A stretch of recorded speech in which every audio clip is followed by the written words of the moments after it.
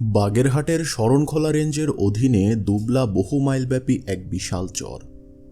সমুদ্ররেখার বরাবর সুন্দরবনের ঠিক মাঝখানে অবস্থিত এই দ্বীপ। এর একদিক দিয়ে পশুর আর আরেক দিক দিয়ে মরজত নদী বয়ে গিয়ে বঙ্গোপসাগরে পড়েছে।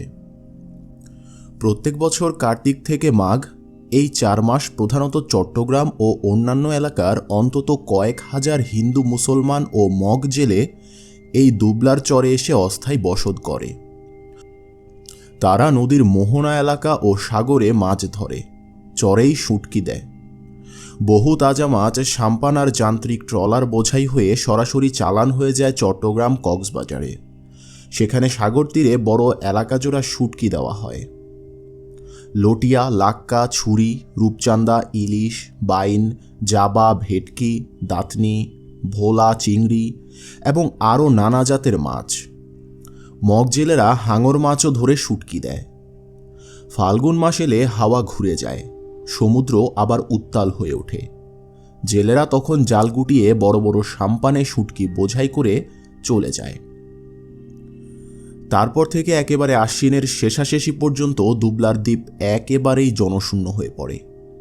পরের কার্তিকে উত্তরের হাওয়া বইতে শুরু করলে সমুদ্র আবার শান্ত হয়ে যায় এবং কয়েক হাজার জেলেও আবার দুবলার চরে এসে গোলপাতার চালাগড় বেঁধে ব্যাপকভাবে মাছ ধরার প্রস্তুতি নেয়।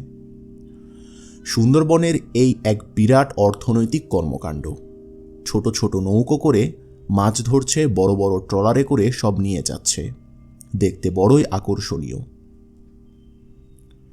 সবাই বড় বড় মটকি ভরে মিঠা পানি নিয়ে আসে। শুধু জেলেরাই নয়, মাঝি, জোংরাখুটা, বাওয়ালি ও মৌয়াল, যারা সারা বছর ধরে শত শত মাইল বিস্তৃত সুন্দরবনে কাজ করে, তারা সবাই খাবার পানি সঙ্গে নিয়ে আসে। কারণ সুন্দরবনের সব নদীর পানিই লোনা, পানের অযোগ্য। নিতান্ত বিপদে আপদে চর খুঁড়লে কিছু মিঠা পানি পাওয়া যায়, কিন্তু সে পানির জন্য কেউ সময় নষ্ট করে না বা তা যথেষ্টও নয়। দুবলার চরের জেলেদের কাজ তদারক করার জন্য এবং জেলেদের কাছ থেকে নির্ধারিত কর আদায়ের জন্য বন দফতর সেখানে 4 মাসের অস্থায়ী অফিস করে। একটি বড় ভাসমান বোটের মধ্যেই সেই অফিস। সেখানে একজন কর্মকর্তা ও অন্যান্য কর্মচারীগণ থাকেন। সুন্দরবনের এই দক্ষিণের চর অঞ্চলেই ফোঁটা হরিণ সবচেয়ে বেশি দেখা যায়। খুব ভোরে আর ভর সন্ধ্যায় শত শত সুন্দর হরিণ যখন একসঙ্গে জড়ো হয় তখন সে দৃশ্যের তুলনা হয় না। আবার সুন্দরবনের যে ময়াল বা অজগর সাপের কথা সবাই জানে, সেই বিশাল আকারের ময়ালও এই চর এলাকাতেই বেশি বাস করে। এক একটা 1 মণ 1.5 মণ পর্যন্ত ওজনের হয় এবং ইঁদুর, খরগোশ ও ছোট আকারের শুয়োর বা হরিণ আস্ত গিলে ফেলে। সুযোগ পেলে মানুষকেও আক্রমণ করে। নদীতে ও সাগরে বড় ভয় দুটির, কমট ও কুমিরের। কেউ গোসল করতে কি কোনো কাজে পানিতে নেমেছে, হঠাৎ পায়ে তীক্ষ্ণ খোঁচা লাগলো, সেই পায়ে আর ভর করতে পারে না। হাতে খোঁচা লাগলো, সেই হাতে আর বল পায় না। কমট বা হাঙরে নিয়ে গেছে। প্রত্যেক বছর সমগ্র সুন্দরবন এলাকায় বহু লোক কমটের দাঁতে হাত পা হারায়। কুমিরের পেটেও যায় 5-10 জন। কুমির কমটের মতো হাত পা কেটে নিয়ে যায় না, পানি থেকে গোটা মানুষকে ধরে নিয়ে টুকরো টুকরো করে খেয়ে ফেলে। বাঘ একজন মানুষ খায় 2 দিনে, কিন্তু কুমির পরের দিনের জন্য কিছুই রাখে না। সুন্দরবনের সব কুমিরই মানুষ খায়। কিন্তু শুধু চর এলাকার নয়, সমগ্র সুন্দরবন এলাকারই জেলেদের সবচেয়ে বড় শত্রু হলো বাঘ। কারণ সাবধান সচেতন থাকলে তারা কমট কুমিরের মুখ থেকে বাঁচতে পারে, কিন্তু বাঘের মুখ থেকে নয়। বাঘ থাকে বনে, বনের সর্বত্র তার বিচরণ, তার মুখ থেকে বাঁচার উপায় নেই। দুবলার চর ও সুন্দরবনের অন্যান্য চরগুলো আসলে এক একটা ছোট বদ্বীপ। সবগুলোই বন জঙ্গলে ঢাকা। জঙ্গল কোথাও গভীর, একেবারে দুর্ভেদ্য ও অগম্য, আবার জায়গায় জায়গায় কিছুটা ফাঁকা। বাংলা 1358 সালের অগ্রহায়ণের শেষাশেষি এই চরে যখন একটি মানুষখেকো বাঘের উপদ্রব হয়, তখন এখানে অন্তত 2000 হিন্দু মুসলমান মগ জেলে মাছ ধরছিল। বাঘের বিরুদ্ধে সেই হতভাগ্যদের আত্মরক্ষার কোনো ব্যবস্থাই ছিল না বলে মানুষ খেকোটি একের পর এক জেলেকে নিয়ে যেতে থাকে।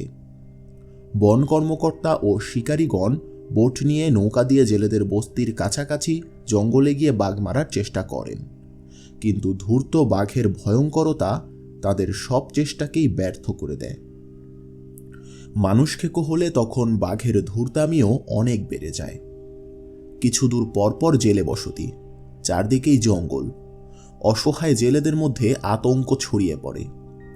শিকারীগণের প্রহরা ও অনুসন্ধান সত্ত্বেও এই মানুষ খেকোটির দুবলার চরে মাত্র 1 মাস সময়ের মধ্যে যে 13 জন জেলেকে খেয়েছিল, আমি তাদের মধ্যে 2-3টির সাধারণ উল্লেখ করব। 10-15 হাত দূরে দূরে 4 জন জেলে দাও দিয়ে গরানের চারা কাটছিল। খটি বা চালাঘর থেকে তারা তখন মাত্র 100 হাত দূরে এবং বেলা আন্দাজ 8টা। হঠাৎ এক পাশ থেকে বাঘ গর্জন করে একজনের উপর লাফ দিয়ে পড়ে, মাথায় কামড় দিয়ে ধরে মুখে তুলে নিয়ে যেতে থাকে। সঙ্গী জেলেরা প্রথমে মাটিতে শুয়ে পড়েছিল, কিন্তু চোখের সামনে তাকে নিয়ে যাচ্ছে দেখে কিছুক্ষণের মধ্যেই সাহস ফিরে পায়। তারা চিৎকার করতে থাকে এবং অল্পক্ষণের মধ্যে লাঠি বাড়ি নিয়ে আরও কয়েকজন আসে। সকলে মিলে হইচই করতে করতে জঙ্গলে এগুতে থাকে। প্রায় 100-2 হাত দূরে গিয়ে এক ঝোপের পেছনে তারা হতভাগ্যের লাশ উদ্ধার করে আনে।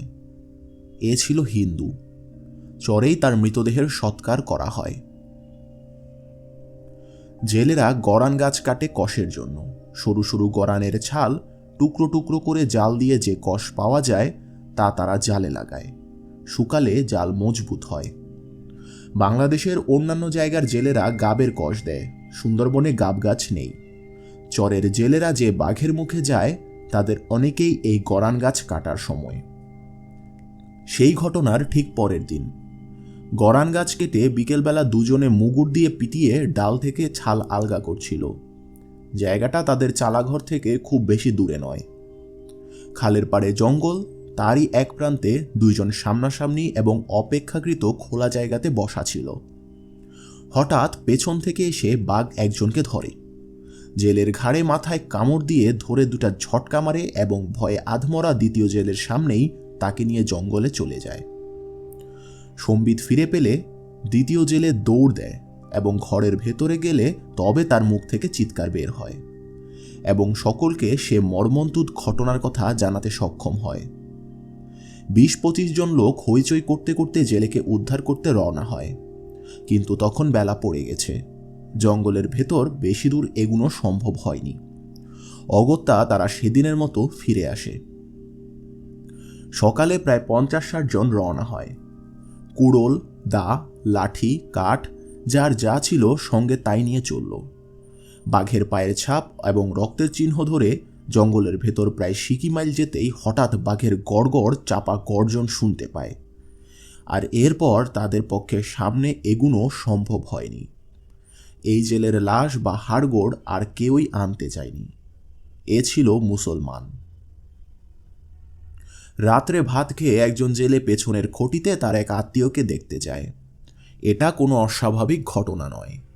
জেলেদের খটি বা চালাঘরগুলো কোনো কোনো এলাকাতে বেশ ঘন ঘন থাকে এবং একটি থেকে হয়তো বা 5-6 বিঘা জায়গা পরেই আরেকটি চালাঘর। সারাদিন তারা নদীতে ও সাগরে মাছ ধরে শুটকি করে জাল শুকায়।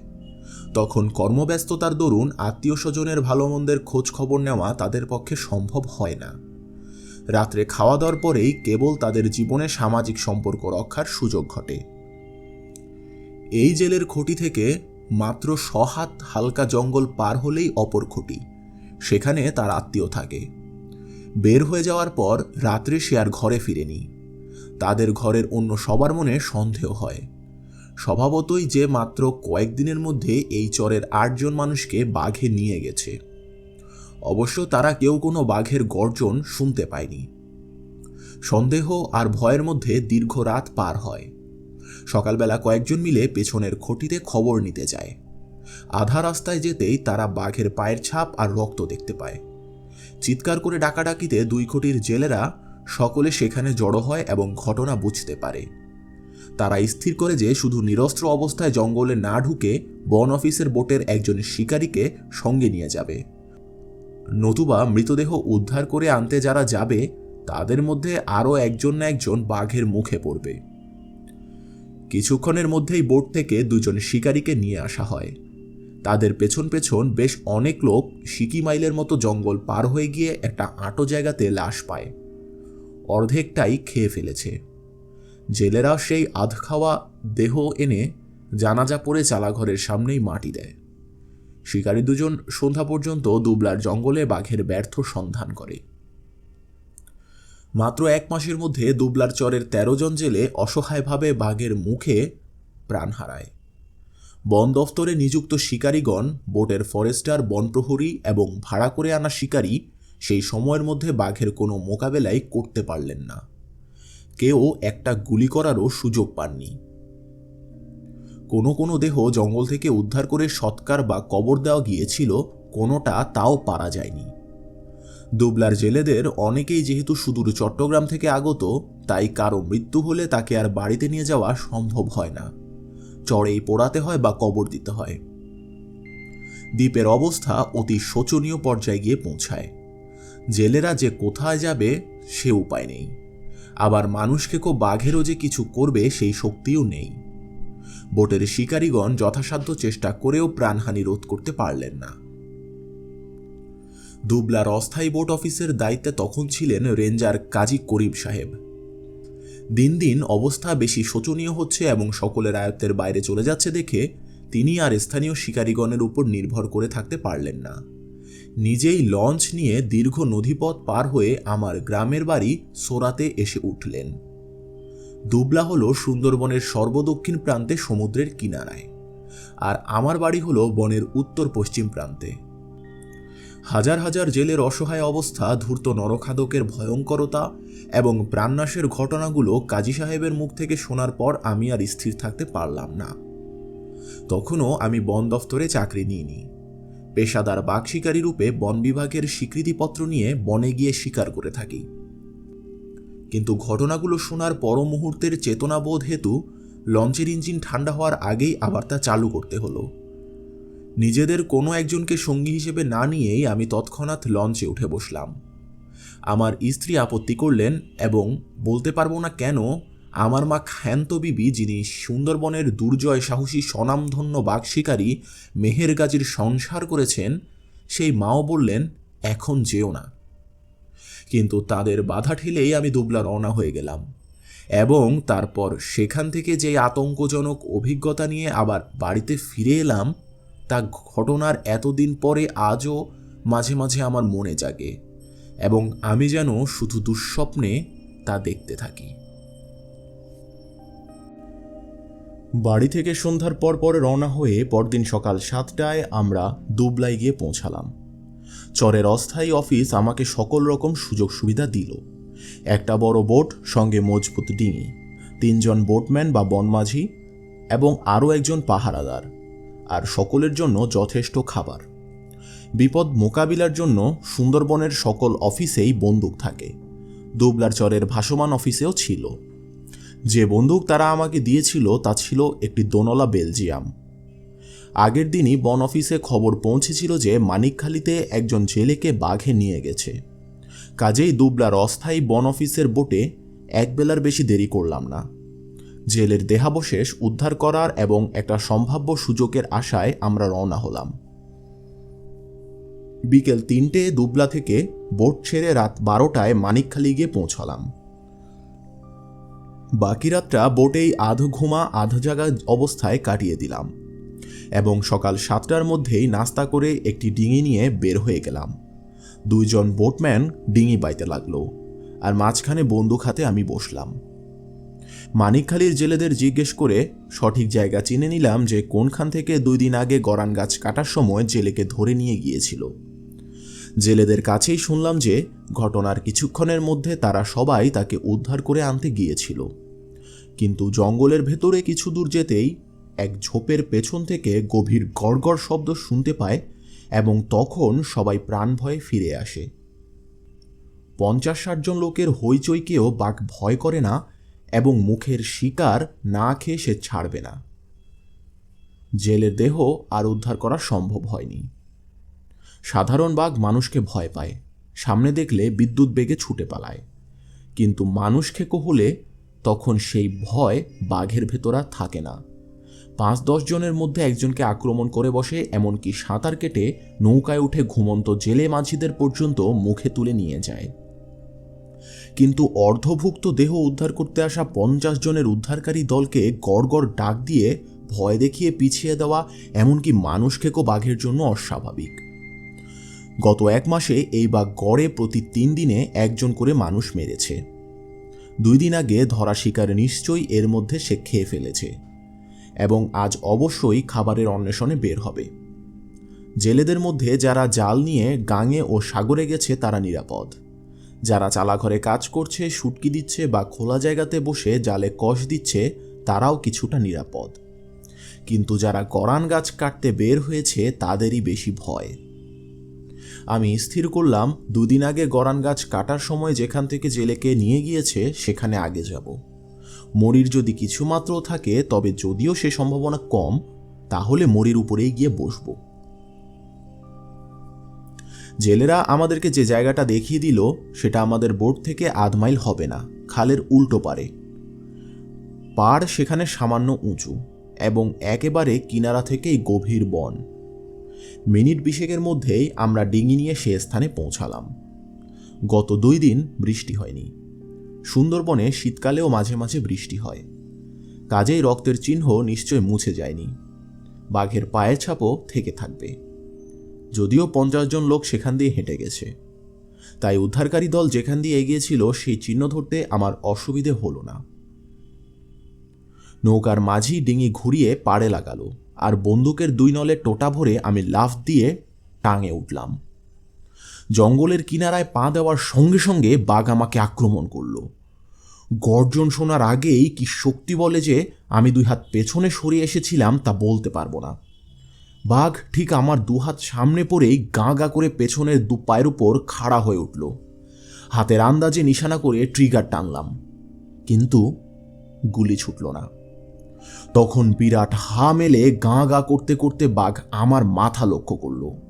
আমি বন্দুকের নল বাঘের ব্যাদদান করা মুখের বরাবর ধরে ট্রিগার টানতে লাগলাম, কিন্তু গুলি ছুটল না, গুলি ছুটল না, গুলি ছুটল না। গলা ফাটিয়ে চিৎকার করতে লাগলাম। বাঘ হ হ ডাক ছেড়ে আমাকে কামড়ে ধরতে এলো। বাঘের মুখের লালা আমার গায়ে আর মুখে ছিটকে পড়তে লাগলো। 4টি ভয়ঙ্কর দাঁত আর গোঁফ যেন আমার হাতে লাগলো।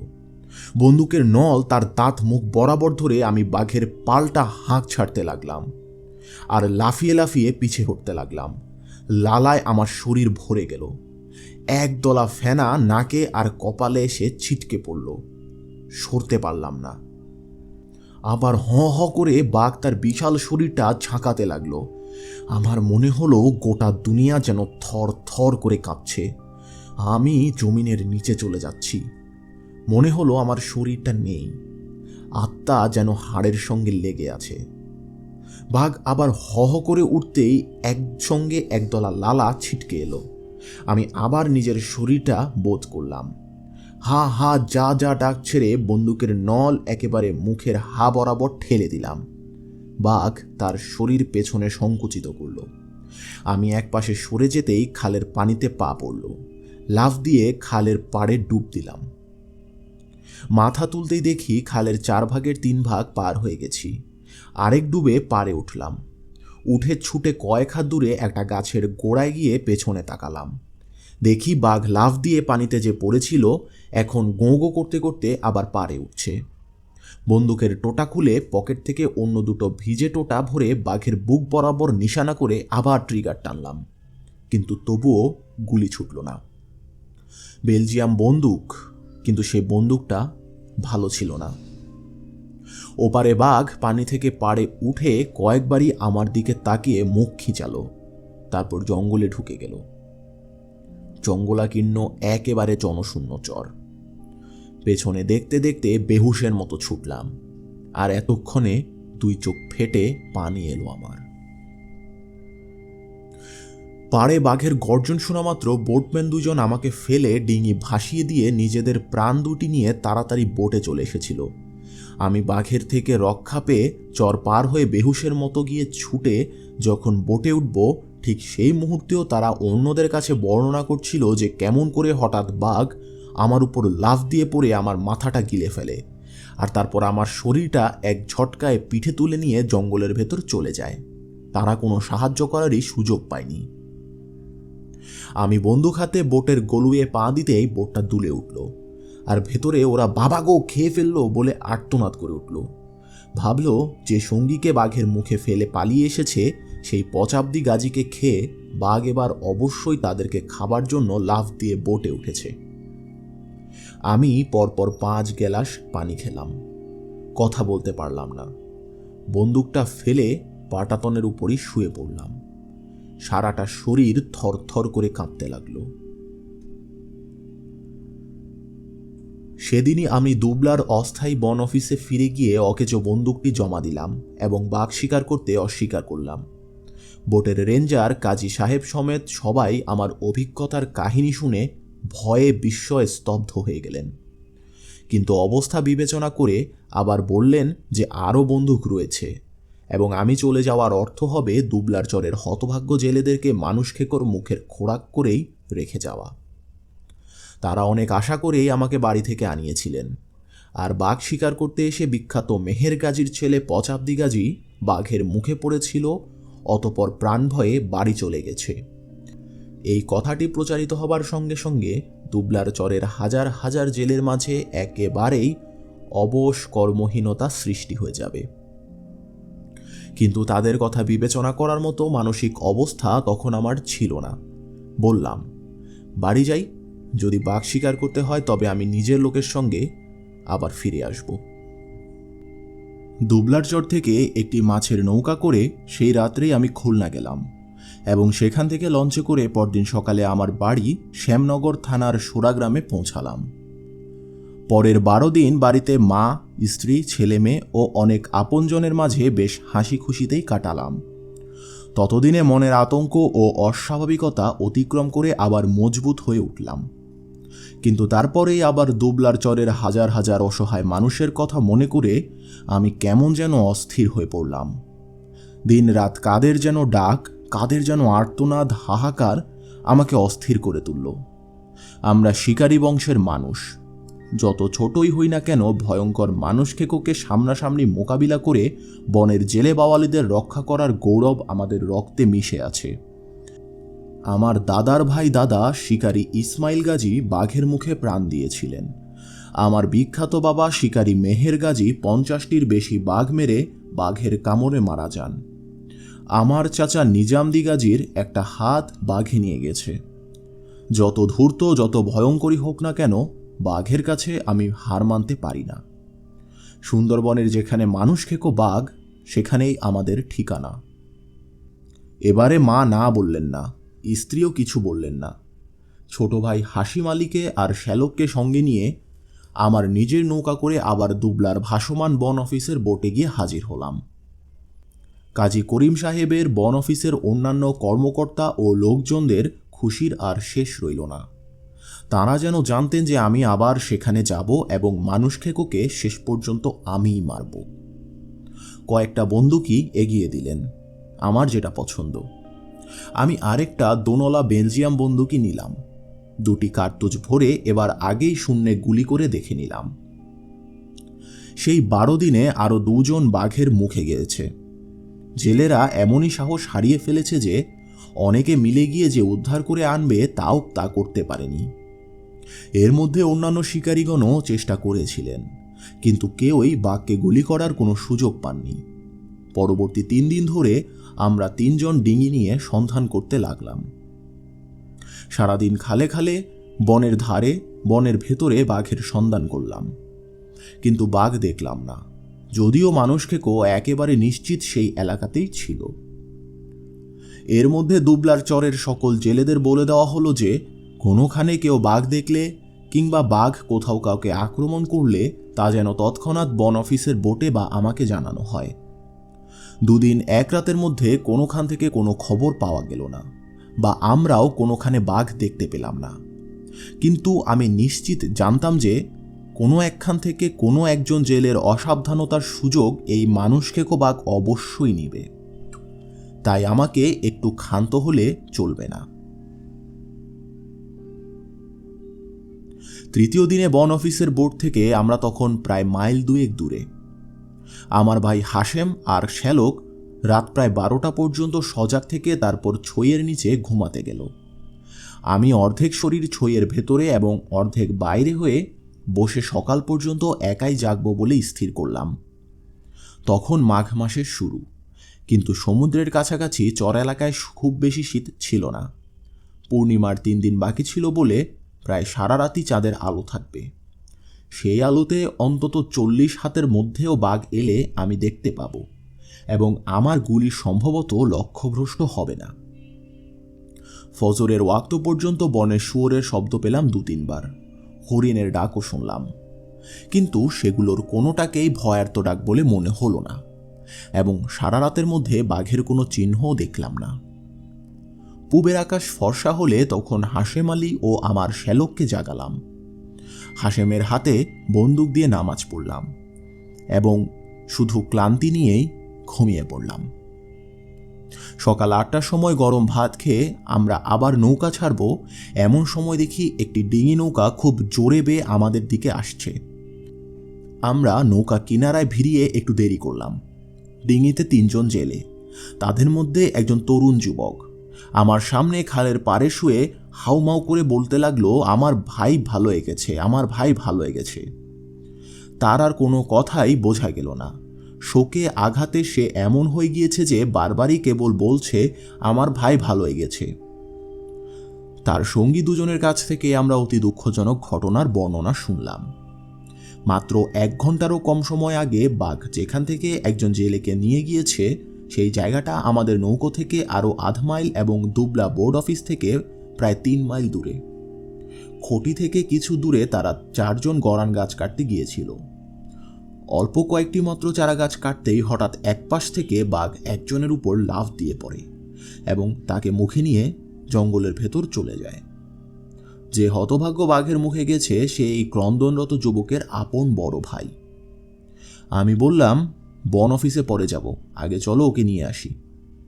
2 নৌকা করে আমরা এতক্ষণই রওনা হলাম এবং আধ ঘন্টার মধ্যেই ঘটনাস্থলে গিয়ে পৌঁছালাম। বাঘের হিংস্রতার এক মর্মান্তিক চিহ্ন দেখলাম। জঙ্গলের কিনারায় তারা গরান চারা কাটছিল। 4 জন একই জায়গায় প্রায় পাশাপাশি ছিল, অর্থাৎ কেউ কারো কাছ থেকে বিচ্ছিন্ন বা দূরে নয়। 10-15 মিনিট মাত্র গাছ কাটতেই বাঘ একটা গর্জন করে জেলেকে ধরে এবং তার ঘাড়ে কামড় দিয়ে ধরে টেনে নিয়ে যেতে থাকে। কিন্তু জেলে তখনও মরেনি, গোঙাতে গোঙাতে হাত পা আছড়াতে থাকে। একটা ছোট্ট চারা গাছ সে আঁকড়ে ধরে। শিকার নড়াচড়া করছে দেখে হাত 10 দূরে নিয়ে বাঘ তাকে মাটিতে রাখে, আবার ঘাড়ে গলায় কামড়ে ধরে 2টা হ্যাঁচকা ঝাঁকুনি দিয়ে মেরে ফেলে, তারপর মুখে তুলে নিয়ে যায়।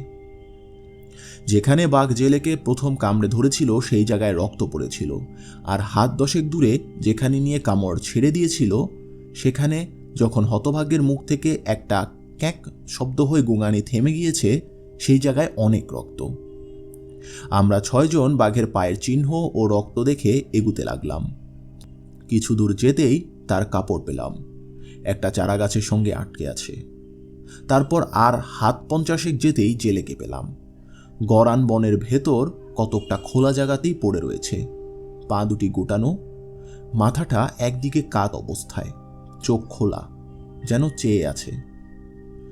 বাঘ কাছে ধারে আছে বলে মনে হলো না। জেলের শরীর থেকে এক খাবলা গোশত খায়নি। এমন হতে পারে যে তার ভাইয়ের চিৎকারে বিরক্ত হয়ে শিকার এ পর্যন্ত এনে কাছেই কোথাও অপেক্ষা করছিল, এখন আমাদের আওয়াজ পেয়ে সরে গিয়েছে। গত 3 দিনে বাঘ কোনো মানুষ খায়নি, আজ নিশ্চয়ই খুব বেশি ক্ষুধার্ত হবে। কেবল নিরাপত্তার অভাবেই শিকার খেতে শুরু করেনি। জেলের ভাই তক্ষুনি মৃতদেহ নিয়ে যেতে চাইল, কিন্তু আমি এবং বাকি সবাই বুঝিয়ে বলাতে সে আধা বেলার জন্য রাখতে রাজি হলো। সেই আধা বেলার মাঝেই গুলি করার একটা নিশ্চিত সুযোগ পাবো বলে আশা করলাম। বাঘ অবশ্যই বেশি দূরে কোথাও যায়নি। অতি ক্ষুধার্ত থাকাতে একটু নিরিবিলি পেলে এই এখনিও আসতে পারে। মরি থেকে প্রায় 20 হাত সোজা পশ্চিমে একটা বিশাল বাইন গাছের 8-9 হাত ওপরে একটা ডাল মোটামুটি বসার উপযোগী ছিল, সেটাতেই উঠে বসলাম। আমার শ্যালক খালি হাতেই উঠে বসলো আমার ওপরের ডালে। হাশেম আলী 3 জন জেলেকে নিয়ে হাত ধরাধরি করে জোরে কথা বলতে বলতে নৌকায় চলে গেল। আমার শ্যালক প্রায় সোজা আমার মাথার ওপর আড়াল করে বসল, আর মাটি থেকে 8-9 হাত ওপরে মোটা ডালে পাতার আড়ালে কাণ্ডের গায়ে পিঠ ঠেকিয়ে আমি বসলাম। আমার বন্দুকের 2 নলি ভরা। জেলের মৃতদেহ আর আমার গাছের গুড়ি থেকে প্রায় 20 হাত পূবে। এখন বাঘ যেদিক থেকেই আসুক না কেন, যদি মরির কাছে আসে তাহলে আমার গুলি করতে কোনো অসুবিধেই হবে না। আর বাঘ যদি ইতিমধ্যেই আমাদের দুজনকে দেখে ফেলে থাকে এবং না আসে, তাহলে আমার আজকের প্রচেষ্টাও ব্যর্থ হবে। কিন্তু আসার সময় অতি ক্ষুধার্ত ও ক্ষুব্ধ বাঘ সম্ভবত তার ফেলে যাওয়া শিকার ছাড়া আর অন্য কিছুই খুব সাবধানতার সঙ্গে খেয়াল করবে না। আমরা যখন বাইন গাছে উঠে বসি তখন বেলা ছিল 11টা, 11:30। তারপর থেকে প্রায় বেলা 1টা পর্যন্ত আধা অন্ধকার বনে প্রায় স্তব্ধ নীরবতা বিরাজ করতে লাগলো। বাতাসে পাতা নড়া ছাড়া আর কোনো শব্দই শুনতে পেলাম না। সকল সতর্কতার সঙ্গে আমি লক্ষ্য রাখতে থাকলাম।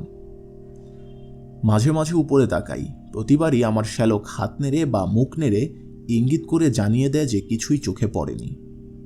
স্তব্ধতার মধ্যে সময় কাটতে লাগলো। হঠাৎ পাতার চড়চড় শব্দ শুনলাম প্রায় 100 হাত দূরে পূর্ব দক্ষিণ দিকে। সারা জীবন সুন্দরবনে কাটিয়ে ওই গুরুত্বপূর্ণ ছোট্ট শব্দের সঙ্গে আমি অতি পরিচিত ছিলাম। দূরের ক্ষীণ আওয়াজ হলেও আমার মনে সন্দেহমাত্র রইল না যে বাঘ এসেছে।